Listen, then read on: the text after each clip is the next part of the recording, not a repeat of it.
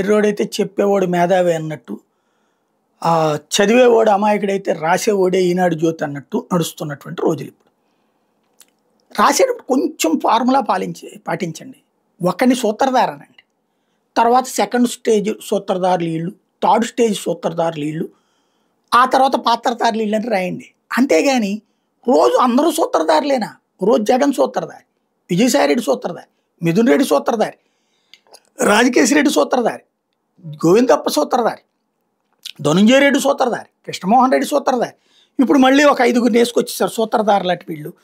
కిరణ్ కుమార్ రెడ్డి అట, సైఫ్ అహ్మద్ అట, అవినాష్ రెడ్డి అట, వరుణ్ కుమార్ అట, శివకుమార్ అట, చాణక్య. ఈ చాణక్యను ఆల్రెడీ అరెస్ట్ చేశారు. వీళ్ళందరూ వేరు వేరు కంపెనీలు పెట్టి వ్యాపారం చేసే ప్రతి ఒక్కడు దొంగే ఇప్పుడు. అదే మావాడు వ్యాపారం చేసే వాళ్ళందరూ మేధావులే. ఇది ఒకటి నడిచిపోతున్నటువంటి ట్రెండ్.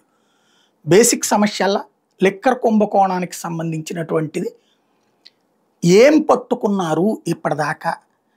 ఎవడెవడో చేసే వ్యాపారాలని ఈ లిక్కర్ వల్ల సంపాదించిందనే లెక్కలు చెప్పడం తప్ప ఎంత క్యాష్ దొరికింది, ఇక్కడ ఎంత బంగారం దొరికింది, అప్పుడు మాత్రమే ఈ కథకి నిజాయితీవైనటువంటి ముగింపు ఉంటుంది.